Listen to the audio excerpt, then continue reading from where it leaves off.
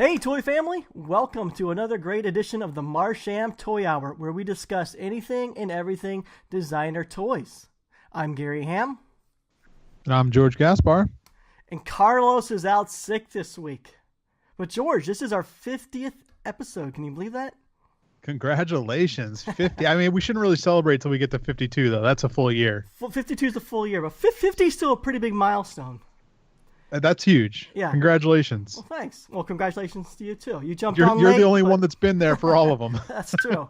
But boy, did Carlos pick a bad time to get sick, because in celebration of our 50th episode, I'm taking us on a trip to Singapore. Amazing. I know. So let's go. So there's a gallery in Singapore called Kult Gallery, and they currently have an exhibition going on from February 17th until March 18th entitled Choking Hazard, an exhibition of toys. This show brought together a great international set of 30 artists and designers that were invited to dismantle existing toys sourced from toy markets and remix them into new objects, inspired by the waste of mass production and overconsumption. Cult's curators say that toys are a craft that celebrate workmanship, inspires play, and creates a mark in pop culture. So the curators of Choking Hazard reached out to us to moderate a discussion on toys in conjunction with the exhibition. So I thought that was pretty cool that they reached out to us, and of course I said yes. So joining us are four of Singapore's top producers and makers and shakers in the world of toys. They are Jackson Aw, the founder of creative design studio Mighty Jacks. Mighty Jacks has produced art figures in collaboration with artists and brands worldwide. In just a span of 3 years, Mighty Jacks has produced over 100 unique toy objects and shipped to over 50 countries. Next up, we have Daniel Yu, who is a sculptor working primarily in the medium of clay and resin. Daniel's fictitious characters see a cult following amongst the urban and subculture art scenes in both Singapore and abroad. And then we have Rizal, spelt R-Z-L. Rizal's alternative pop culture influences are anything but mainstream. His DIY work ethics mean he's been in several noise rock bands, directed a B-grade sci-fi film featuring underground musicians, and now he's creating his own quirky, kaiju-ish vinyl toys under the name Fragile Darkness, and you can find him on Instagram under @FragileDarkness. And we also have the curator of Choking Hazard, Tulika Ahuja. Well, welcome everybody. Thanks for joining us and having us. Thanks for having us. Actually, why doesn't everybody say hello and say their name, just so we can kind of, as a listener, get to know who's who? There you go. Hi, this is Jackson. Hey, Jackson. I'm Daniel. Hey, Daniel. I am Rizal. Nice to meet you, Rizal. Hi, Tulika. And hello, Tulika. And you're the curator of the event. Yeah. And you'll be the one that's easily distinguishable. No surprise there. There you go. Well, thanks so much for inviting us. I mean, I think this is really cool. And I've seen photos of the Choking Hazard event, and I think everything looks incredible. Very well put together, and it's very impressive. And I also think it's going to be really cool just getting to know some of you. Like, I think for us, myself, and the listeners as well, a lot of us aren't exactly all that familiar with the toy culture in Singapore, you know, the producers and the makers and everything. So I think it's going to be really interesting talking to you and just getting to know more about toys and what's going on in Singapore. So I guess we'll just kind of round table it. We'll just start out with some questions, and just whoever feels like they have a good response to the question, just have at it.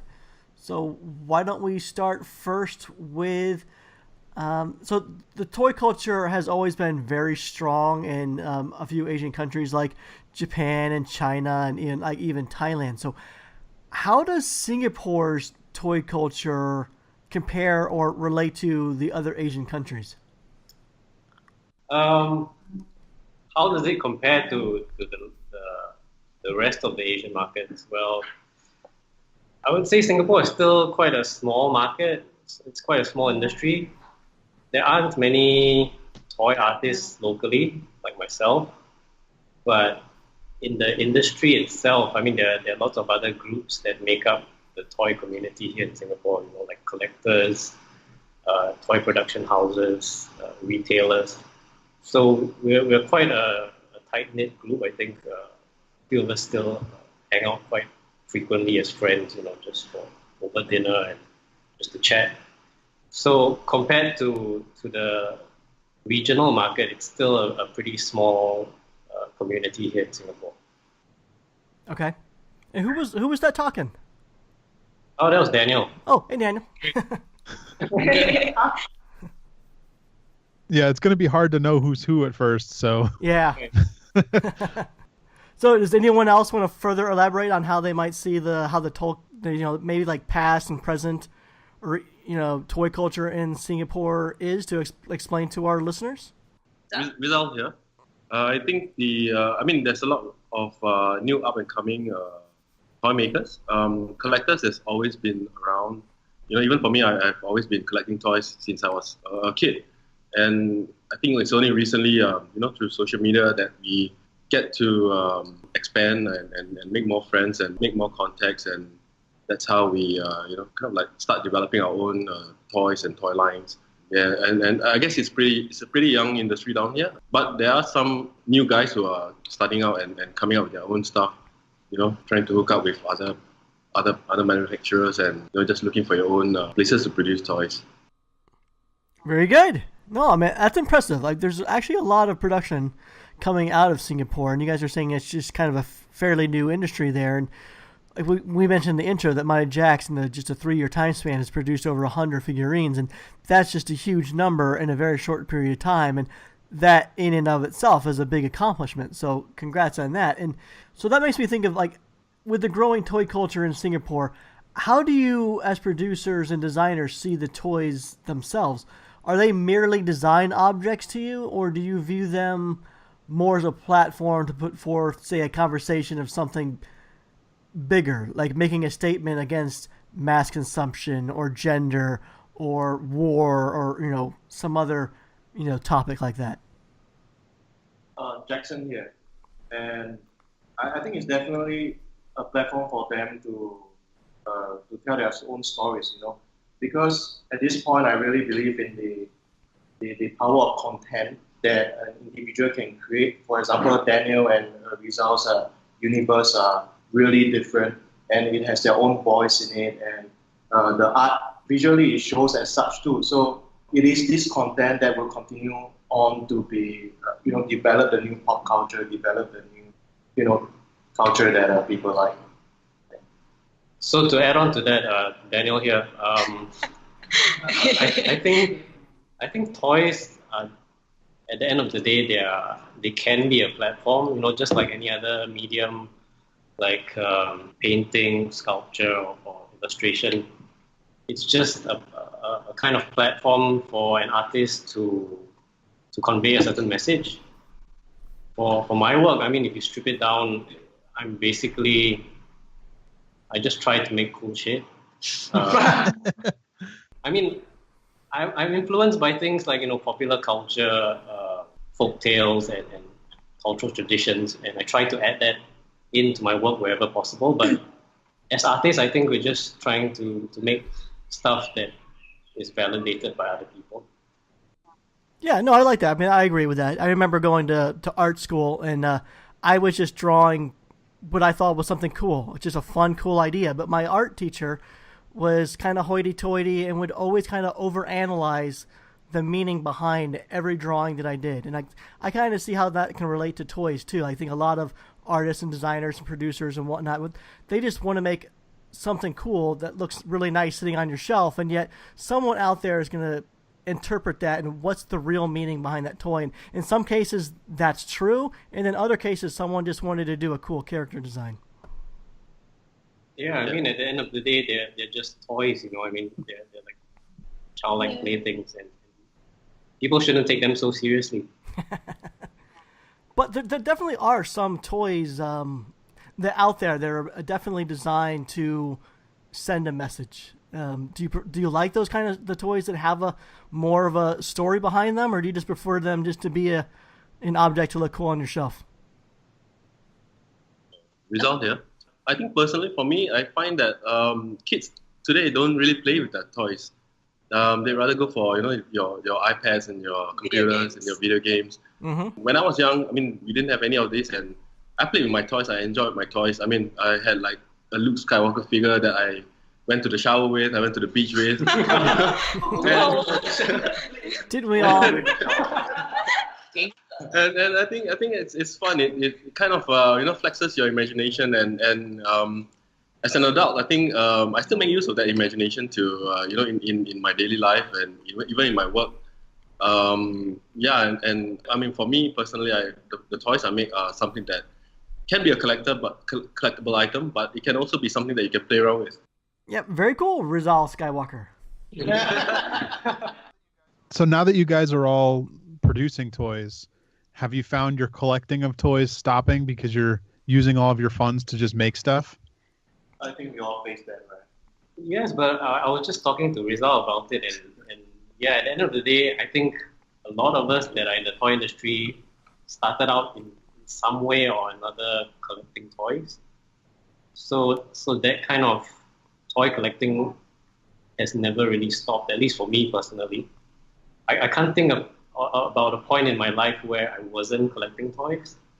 So even though now I'm actually making my own toys, I still try to keep up to date about what's happening in the toy industry. Jackson, I think we definitely still collect toys, but we become a little bit more selective on what to collect, especially if it's things that when we see it from a producer point of view that we don't understand how it could happen, or it's just amazing in that it's complex and stuff. And that's where our interests are getting a little bit deeper. But I suppose nowadays when we look at more simpler toys, I'm just thinking about how it was made, and it's hard to switch that off.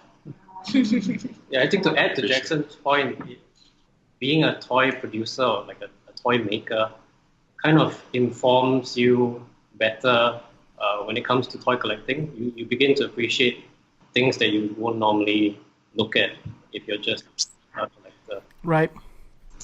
Now, Jackson, as a producer of toys, like, you produce a lot of stuff in a very short period of time. Do you feel obligated to keep designs and work in Singapore, or do you just prefer working with artists in other countries? Wow. Keep in mind there are two artists that are First of all, I love local artists.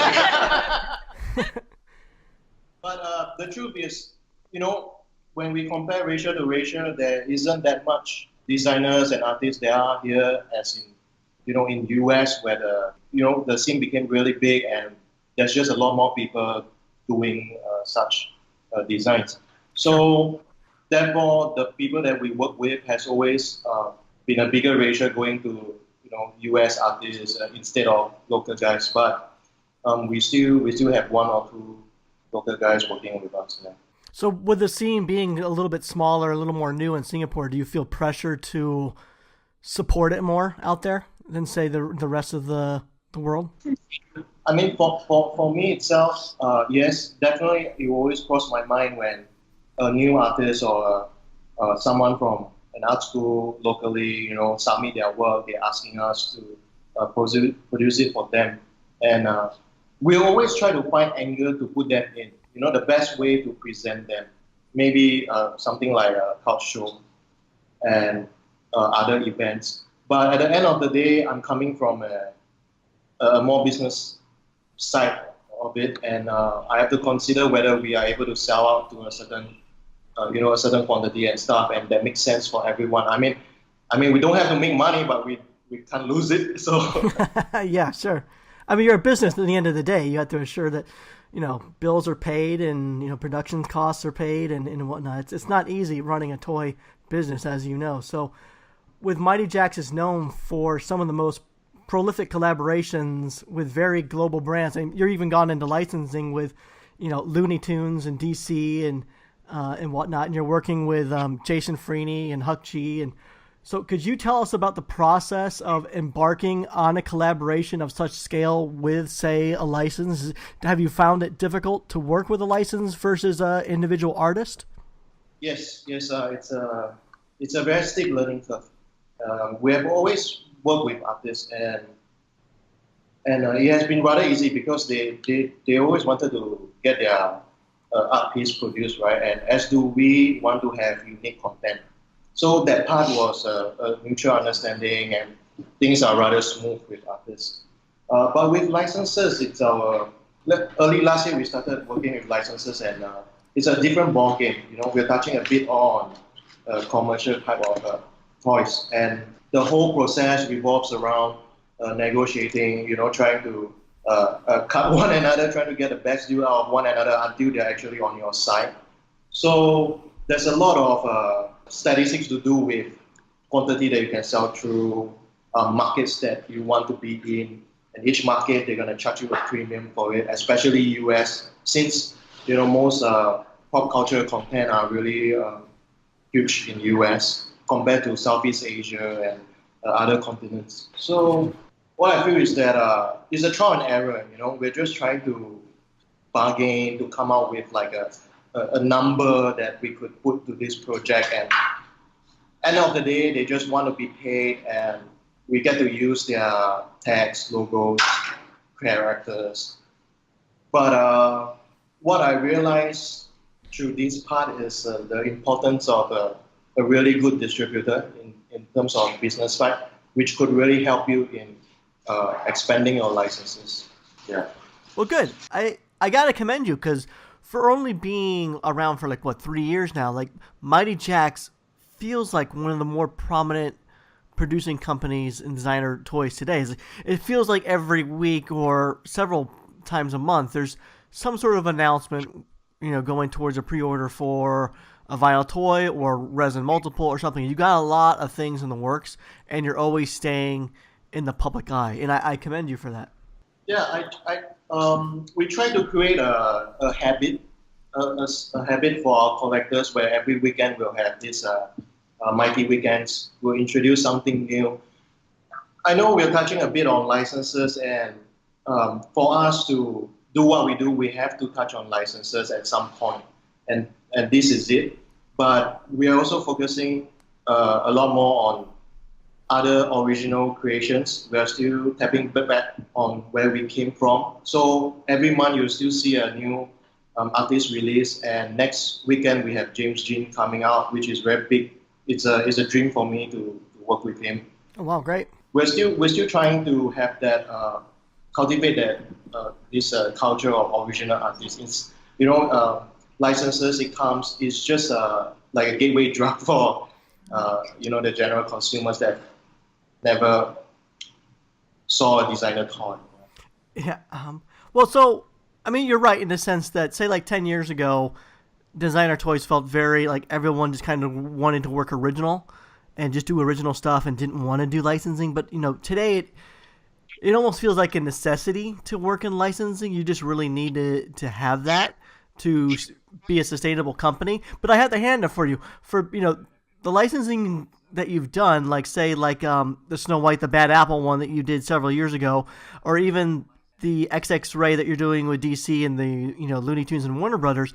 Those are still very much connected and interpreted through the eyes of an artist, and those artists are getting credit for that work. So you're doing licensing, but you're also still keeping it branded with an artist, so you can look at that and you can see that it's Goen or Jason Freeney's work, and I think that's cool. You know what? While we have Jackson here, this is a question I think we've had in the past on the show while we've been talking. Your collaborations with like Looney Tunes and DC and Jason Freeney, does Jason still do the sculpting on? Because I know originally he was doing sculpting for, you know, the pieces he would put out himself. Does he still have to do all of the sculpting at the speed at which you're releasing figures? Well, his role is more of a creative director for the line now for X-Ray, because most of the characters that we have coming in, they have a certain style guide that comes with them, and the models are pretty much, you know, we can't touch much of the original character, so they remain as is. But where it comes in is the dissection part, definitely, which is the whole concept of X-ray, and that's where it comes in, and he does sketches and stuff and show us where it's all going. But because the processes and the flow that we have right now is more digital, therefore we will always have new renders for him to assist us on whether it's a particular dissection that he wants it or not. It gets a little bit trickier when we touch on the non-humanoid characters, the cartoon characters where the structure just doesn't make any sense. That's where he truly, help us give an idea of how it's going to look like. But he still continued to do his original sculpts. However, those are not licensed, and we are still continuing to develop them and produce them as the Mighty Jack's original figures that's done by artists. That's cool, because I was picturing him have to sculpt day after day to get the speed at which you're releasing these. I know. It's really fast, but So here's a question. It could be for Jackson or really anybody on the panel, but since you've started Designer Toys versus today, what's been the most notable change today that you've noticed in Designer Toys when you first started? Maybe we can start with Rizal first, because he's pretty new into the scene. Let's go, Rizal. So what was your question again? I was just doing. See, so this is tricky because you got thrown into the spot. The question was, so what's been the most notable change today versus when you first started? But I think, Rizal, I think you've been thrown into the fire a little bit by your comrades, being that you're probably the newest person to Designer Toys. I think they're trying to get one over on you. Okay, maybe I'll answer that question first. I'll have some time to think about that. Yeah, think about that one. I think for me, the most prevalent change would probably be social media. How globally we're a lot more connected nowadays. Because if I were to have been doing this, say, like 10 years ago, I would not have been able to survive as an independent artist. But nowadays with social media, you're connected with people from all around the world, not just collectors, but fellow artists like George, for instance. I mean, I got to know him a few years back through the OMFG series. And I think it was like 3 or 4 years ago, I actually got to meet him in person in DesignerCon. So, I mean, a lot has changed thanks to things like the internet. You're so much more connected to the world, and you don't necessarily have to rely on your local industry for you to make a livelihood. So yeah, I think that would be the biggest change for me. Yeah, no, I totally agree, Daniel. I mean, I look back at it. So you can look back at social media from it kind of starting a little bit with with Facebook, and then it got into blog spots, and then Twitter, and then the biggest one is by far Instagram. We pretty much all use Instagram as our main website anymore. It's just so easy to upload to. And then but when I first started, it was primarily going to all the great blogs out there, and then the publications like Clutter and Giant Robot, High Fructose. Early on it was a lot more difficult to get information, but now you can get the more personal touch by following your favorite artists and companies just through their social media feeds. But another thing I want to get your view on is, how has international shipping affected you guys? I don't know about how Singapore is, but here in the United States, international shipping from say 10 years ago has more than doubled in price. So shipping internationally has gotten very expensive, and I was wondering what your thoughts were on how that affects the smaller company and independent producers. Yes, but I think that's also it's like the price that you have to pay for being in the global market. I mean, like, the other alternative would be, for us Singaporean artists, would be to be confined to the Singapore market, which, as we mentioned just now, it's growing, but it isn't a huge market. So there are pros and cons to opening ourselves up to the international market, I suppose, and shipping is just one of those factors. No, but I mean, add on, like, talking about the Singapore market, we only got 8 or 9 artists for this show who are from Singapore, because Singapore doesn't have that many toy producers and designers. And the rest of them, like 20 plus, were all international artists, and they didn't complain about shipping because it was expensive to like meet the deadline of the show and to send it over. So I think, yeah, they understand like pros and cons. Yeah, no, definitely. I think it's just a shame that the But that, shipping rates have become what they have. I think it really does kind of hinder a lot more purchases. But I think most of the collectors and even companies understand, Yeah. that's just the state of where things are today. And if you want something, that's just what you got to do. If, like in your case, Tulika, if someone wants to participate in an international show, I mean, shipping fees is just something that comes along, with agreeing to do the show. Yeah. Tulika, as a curator, what do you think the role of galleries in terms of distinguishing what is art and what is a toy? Do you find any defining moment as to what is art and what is a toy? Well, yes, when we were doing research for the show, there were moments where we were like, okay, this is a toy and this is a designer toy. There is a big distinction, and we had to be conscious of it when we were reaching out to artists for the show. But I guess the gallery does play an important role because it adds a different dimension as compared to toy conventions. And it also reaches out to a different target audience, like maybe people who are not toy collectors, and a gallery might play a role of introducing them to toys as art toys. Like that was the case for me because I wasn't that much into toys before doing research for the show. But after doing research, there is a clear distinction, and we help to tell people the same thing in a way.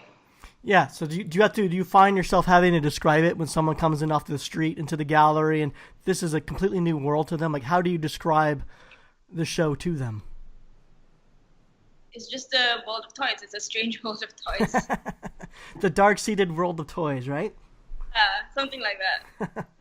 What was your inspiration behind Choking Hazard? What made you want to do this and put it together? I think we wanted to be different from a standard toy convention, and we also wanted to offer commentary on all the little evils of the mass market toy industry, and we thought the best way to do that was to tap into the designer toy industry. So that was basically the inspiration behind it, and it kind of manifested by getting artists to use mass market toys and then turn them into pieces of art. I like it. What all the artists came up with was great. I like seeing all the photos and everything.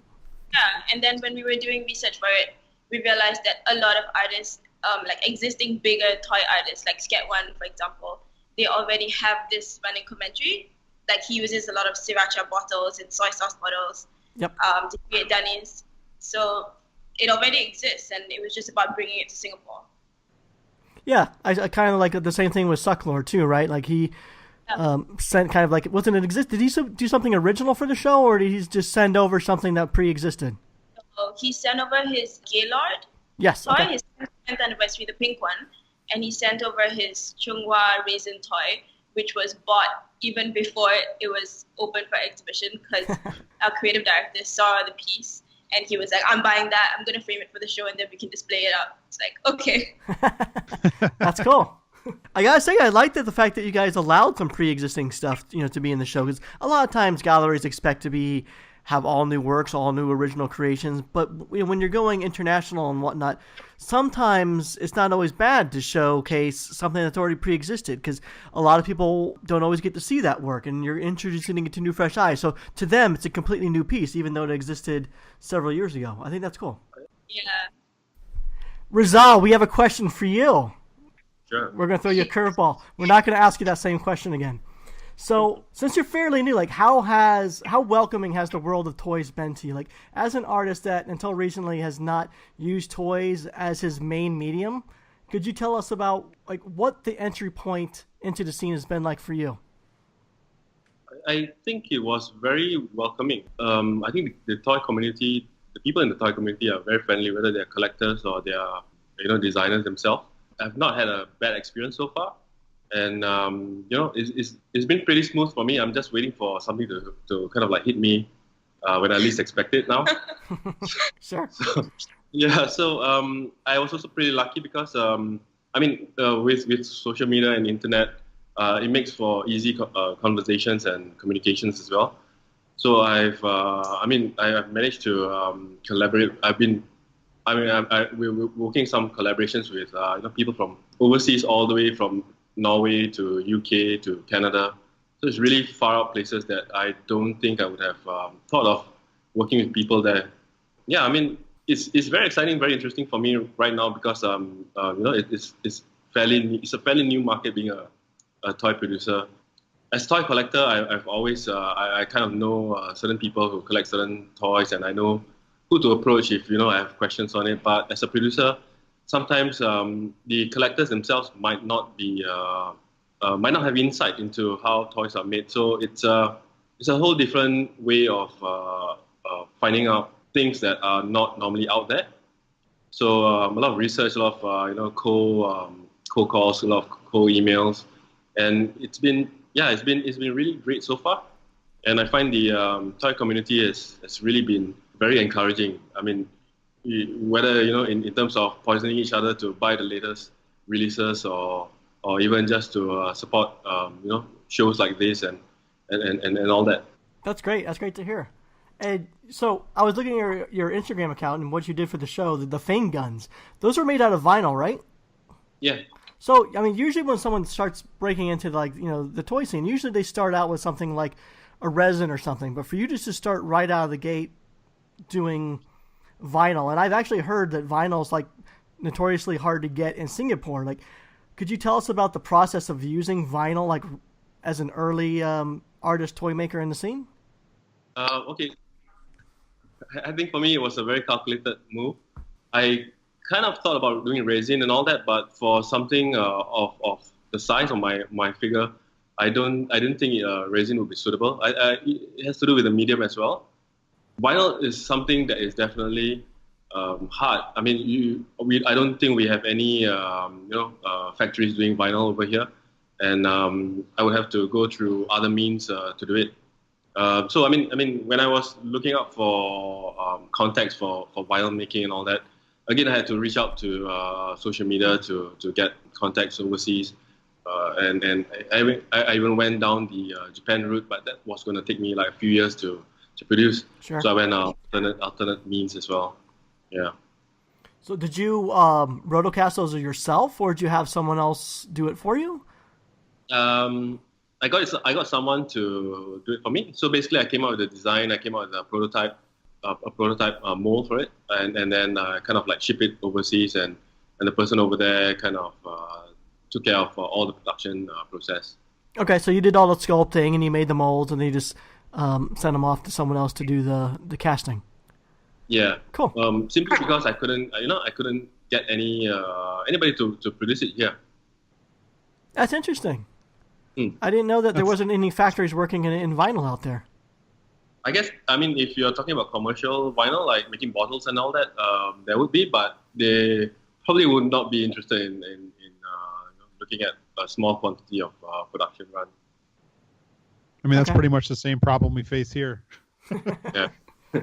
It's just too toxic. No one wants to deal with it. Yeah. So, Daniel, we haven't talked to you too much. How about a question for you? So you're I'm not. Jeez, how do you your Chinese zombie figure, Jiangxi? Am I saying it correctly? It's the Chinese word for hopping vampire, so it's pronounced jiangshi. But yeah, it's better when you say it than I try to say it. But those figures have amassed quite an international following. Like, how do you think something so quintessentially Asian is able to gain traction, like say somewhere here in the States? I don't know. I mean, the reason why I created that character was I wanted to kind of incorporate some form of cultural reference that myself as a Chinese I could relate to. And maybe it's cliche, but the first thing that I thought of was the Chinese vampire zombies, maybe from the old school Hong Kong movies in the 80s. Yep. So I think it kind of resonates also with Western crowd as well. It's a creepy monster, and yeah, it kind of evokes that kind of old school feel to it, I suppose. Your sculpting style is very it's different than a lot of the regular designer vinyl stuff. You have a very super detailed sculpting and super detailed work.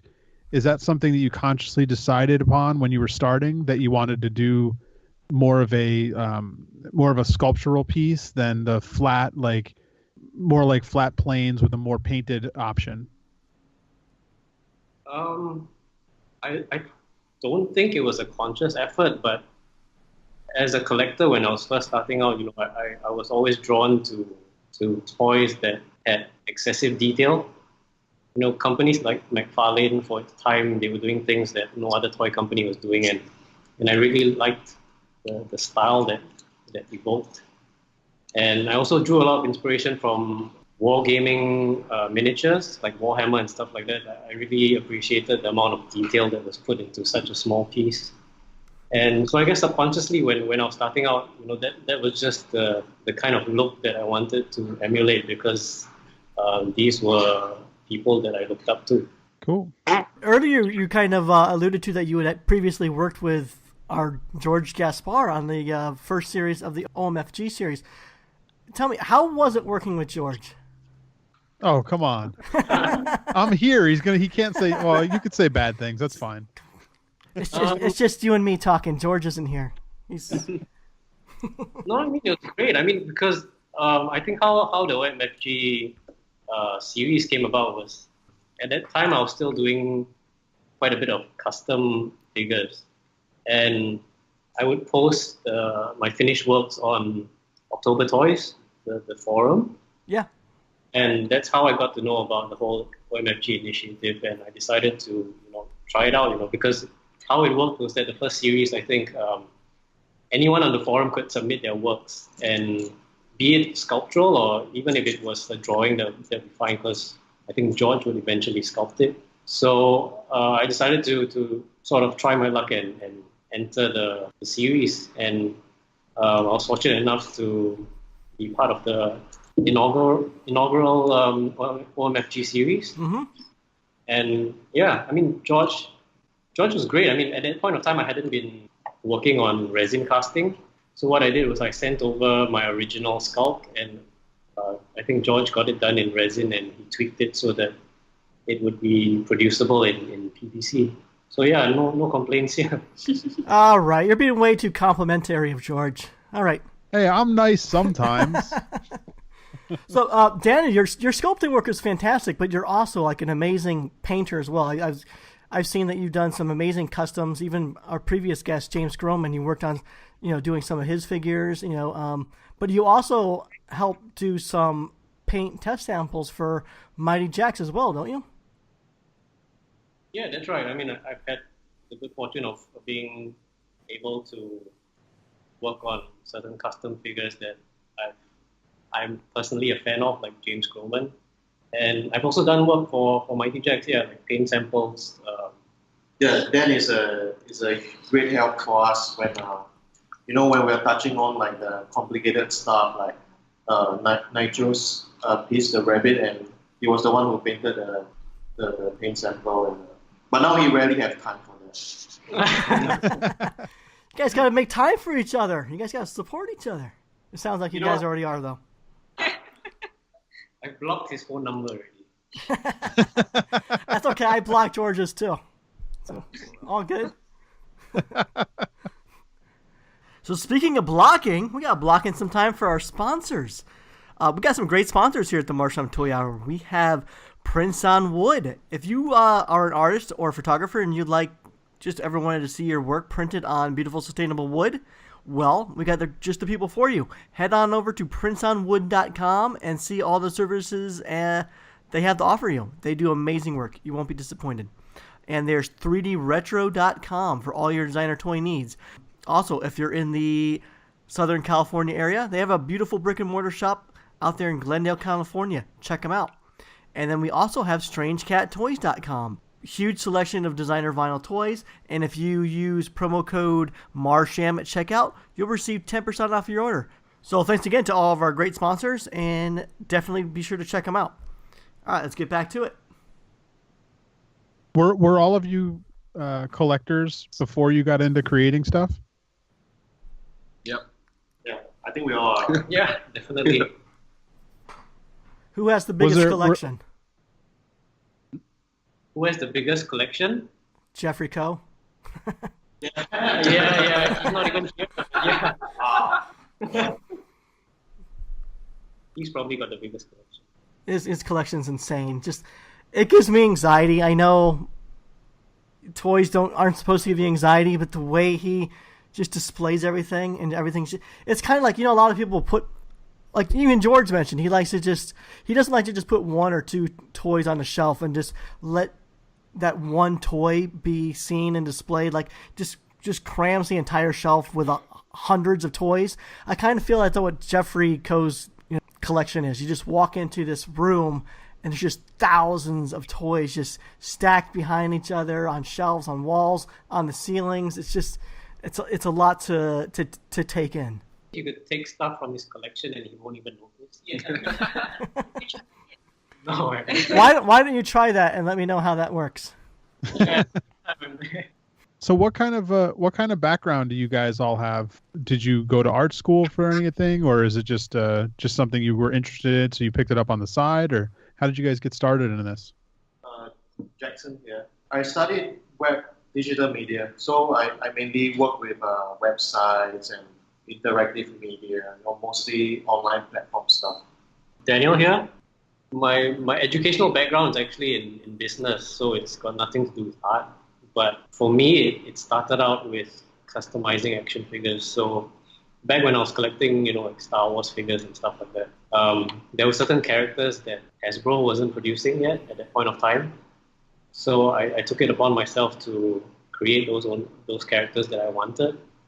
And that whole customizing ethos is how I kind of started out. Rizal, yeah. I used to work in TV and video production, and of course, I had access to a lot of softwares, your Photoshops and all that, and that's where the design bug came and kind of like beat me. Cool. Tulika here. My background's in communications and art history, so a little bit to do with curating, I guess. Now, Tulika, do you collect yourself, or are you starting to get into the appreciation of the art toys and starting collecting? Yeah, after this show, I think so, but not before. Hey, newcomers very much welcome. Cool. Jackson, so Mighty Jax produces both in vinyl and resin, and it was mentioned that vinyl is very hard to get produced in any level in Singapore. So what about your resin works? Are those any of the resin pieces produced in Singapore, or is that sent out to maybe another country? I used to share a studio with them, and we sort of explore the resin casting and all that in Singapore. There's very, very few people, and those people who does that at the point of time were really old. They're from like maybe 2 generations ago or something. But they're working with really traditional, wall motifs and stuff. So there isn't something like this. So me and Dan just got, we wanted to try it out ourselves, and it was really hard, and it was really tedious, and I don't think I could take it. So in the end, I did not pursue further. But Dan is still continuing here in Singapore. I think there's a bit of a misconception that because Singapore is in the Far East, there are a lot of factories that are accessible to us. But the reality is that Singapore is quite a cosmopolitan country. So trades like these have died out quite a while ago. So if you are looking to, the level that I self-produce is still manageable because I do small runs. But if you're looking at bigger quantities, you have to look outside of Singapore. Yeah. Yeah, that's interesting. I didn't know that. That's really interesting.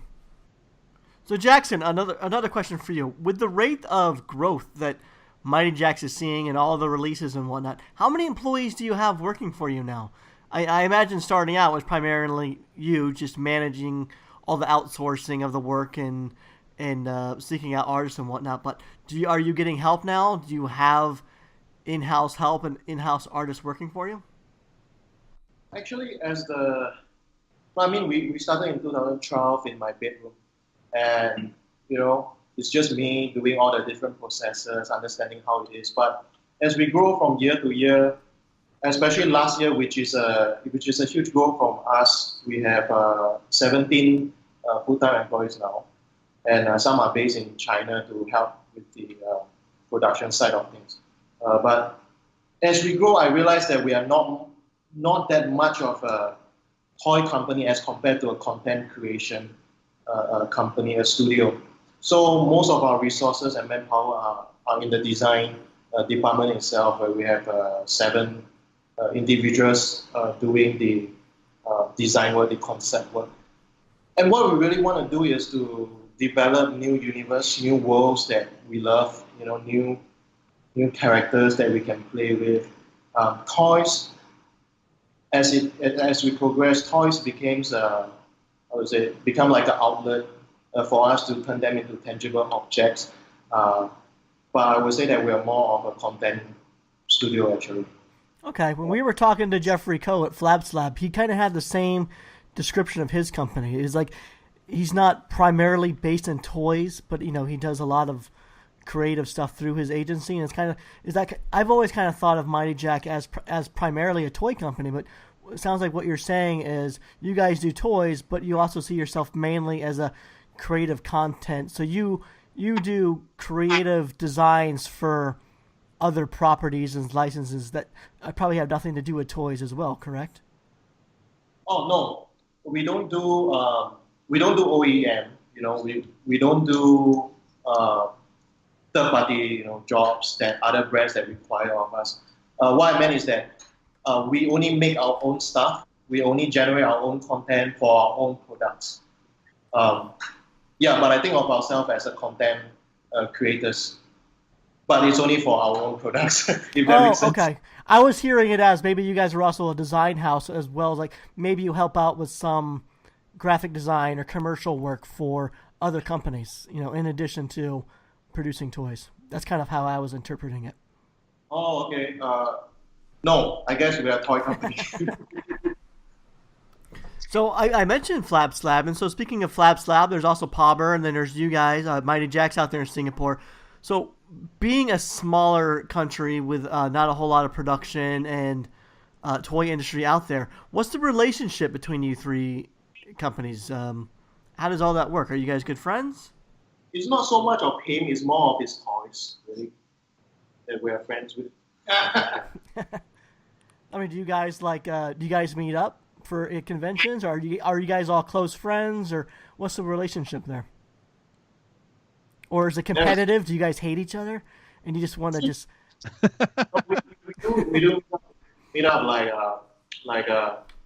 think twice a month or once a month at least, and with Pauber too, Jake. Yep.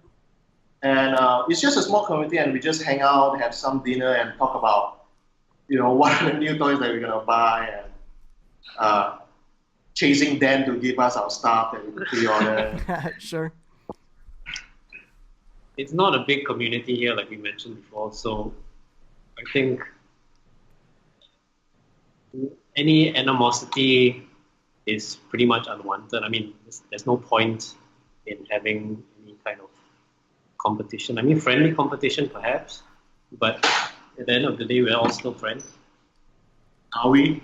Are we really? I have that same attitude, everybody. Yeah. I feel like that all the time.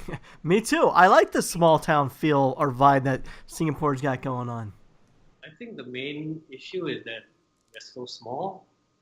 If Singapore had a bigger industry, I'm not sure if it'd still be like this, because I've traveled to a few conventions overseas, like around the region, like Taiwan and, like you mentioned, Japan, and it seems like the communities there are very divided, because you've got people that, basically there's a lot of dirty laundry going on around there, and you hear a lot of gossip going on elsewhere. But You hear a lot of gossip. But I think it's fortunate that Singapore is so small, and by nature of its size, we tend to stick together. I like that. I'm moving to Singapore.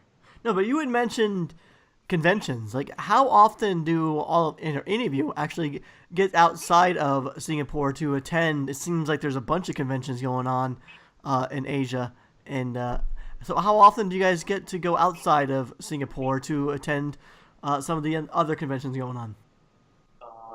I mean, for us, Jackson, yeah, for us, we have like a few main events that we do, like Korea. You know, it's a small emerging market, but we want to start working with artists there. And Thailand, as always, is our second best market compared to Singapore. Singapore is our first, definitely we'll do it. And US side, I think we're doing the 5 Points, which is pretty new, which is the first year, I think. But it's in New York, so we want to try it out. And Decon this year, hopefully. Oh, awesome! Yeah, well, I'll see you there at 5 Points, and George will definitely be at DesignerCon, and I hope to see you there too. Gary, you're coming to DesignerCon. It's I know. an hour flight. You're asking these guys if they go all over Asia. You can't even go on an hour flight. True. You got it, man. No response. Do you have like a favorite lightning round question that you could ask Gary? I think that we got to at least do a lightning round of some sort. Sure. Let's find one. What's your favorite Patrick Swayze movie? Oh, that's not the one I was going to say. I realize you're in Singapore, right? Oh, that's true. I mean, pop culture geography fail. Okay, so what's your favorite? What was your first designer toy? First designer toy purchased? Yes. A tracksuit from Play Imaginative, another Singapore company. I Nice. think it's a Hug G piece. I'm sorry, I missed that. With Huck G? Yeah, like a tracksuit. Oh, like, Trexie. I heard Huck G for some reason. So Trexie, yeah, cool. Yeah, the Hug G tracksuit. For me, I think it might have been a bootleg Michael Lau figure. Oh, wow. Yeah. Going bootleg right out of the gate, huh? Well, that was the only affordable thing at that time for me. So You're like, yeah. I get it. Designer toys are expensive. I get it. Rizal here. I think I got the Nagora from Max Toy Co. Oh, wow, good one. Yeah. What about you, Tulika? I think it's gonna be Scat One's Sriracha. It's gonna be. You don't even have a designer toy yet. That's awesome. What is the toy that you created that you're most proud of? Oh, these are hard questions. I've only done one, so yeah. That's an easy one then. Well, how about something like, Daniel and Jackson, probably a tougher question for you guys. I would give like a really cliche answer in that my latest creation is my favorite. I feel the same way. Taking the easy way out. It's always the new things that excites you, I think. Okay. What is the toy in your collection that always stays out? It's like the most prominently displayed toy in your collection. What toy is it?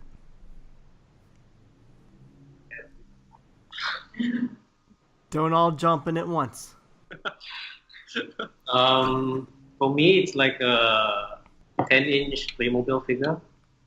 I mean, I purchased it maybe like a few years ago, but that's something that has constantly been in my display collection because, I mean, talking about the kind of designer toy path route that I took up, it was the Playmobil figure that I first started out with. I started customizing Playmobil figures. So, I mean, the Playmobil toy it means something to me.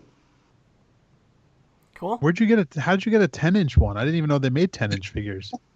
Oh, you should check it out. There's this French company that did a small run of OG Playmobil figures, I think, done in like 10-inch size. I think like maybe 2 or 3 years ago. They're movable as well, so like the head and the arms still move and all that. But it's like done in like a 10-inch scale. Well, I'm gonna have to look that up. Anybody else want to tackle the toy that you like to keep displayed out? Always, always, always. Tulika, do you have any toys? Do you collect anything? What do you collect? Can I pass? No, I'm not letting you pass. No, I don't collect toys.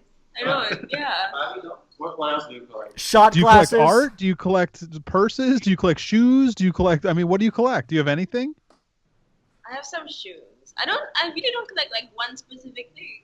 I don't. Yeah, memories. I collect memories. Oh, Memories. Okay, that's- what's the memory you keep with you all the time? I collect something really weird. So every time I go to exhibitions and every time I go to shows and I like brochures. I have like 2 drawers full of brochures and pamphlets and like nicely designed stuff. Okay. Yeah, that's what I collect. All right. We'll say that Carlos likes to say he collects things to put on the shelf of his heart, and your memory sounds like it's going to go on the shelf of your heart shelf. I guess so. All right, we're coming against the hour, so let's just wrap it up with one final question. What's the one toy that you want to get into your collection? Like, what's the toy that you've been seeking out that you're just dying to have in your collection? What's your white whale toy? For me, I want the Jackson here. I want the para pieces that K Studio puts up. Okay. Those are beautiful. Nice. Daniel here. Just off the top of my head, I think what I want really badly now is the all-in set for the Mythic Legions Kickstarter. Something that I would really like in my hands now. Okay. Just because like I'm more of an action figure kind of collector. I could support that answer. Rizal here. I think I don't have any particular ones, but I'm always open to free toys to fill out my collection. Yeah, anything you don't want, you can always send it over here. I would, but that kind of makes it not a free toy because it would cost me like $40 to ship it to you. Tulika, you're not getting it out of this question. What's your most sought after toy? Sket Ratcha? No, that's available. I can get that. But something that I really wanted, like from this show, Kyle Kirwan did this piece called The Three Sisters. So he went to the thrift store and he got different doll heads and he put them all together. And it turned out to be this amazing, creepy, round doll thing that has no front or back, but it stands on 2 feet. And it's basically like a 360-degree view of various doll heads. That's what I wanted, but it got sold out on opening night. So I don't know if he's going to make more of these, but yeah, that's something I would really buy. Please don't. That thing gives me nightmares. For anyone who doesn't know what it is, it's the main toy image on our promotional image this week. Yeah, exactly. It's fantastic, but it'll keep me awake at night too. Well, I mean, thanks for inviting us to chat with y'all. I think it's been a lot of fun, and I certainly learned a lot of new things. Why don't we just do a quick round of let everyone know, like if we didn't already previously say it, like let our listeners know where maybe they can find you on social media or anything, any releases or anything that you might have coming out that they can seek out. So, Jackson, why don't you go first? You can check us out on Mighty Jacks, Instagram, Facebook, and MightyJacks.com. Weekly new releases. Okay. Dan here. You can find my work at thedanielyou.com, thedanielyu.com, and I'm on social media under the same handle as well. Very cool. Rizal here. I'm at Fragile Darkness on Instagram. Lots of stuff, lots of micro runs coming out in the whole year. A lot of collaborations and all that. So keep a lookout. You can find Kult on Kult Magazine on Instagram, Facebook, Kult 3D. And I think what might interest you guys is we have a latest issue called Toys magazine issue. And this is the first time that we've done a Toys magazine issue along with the gallery show of the same theme. Yeah, definitely. You guys forwarded me a PDF of the Kult magazine issue with the toys, and it looks fantastic. Great imagery.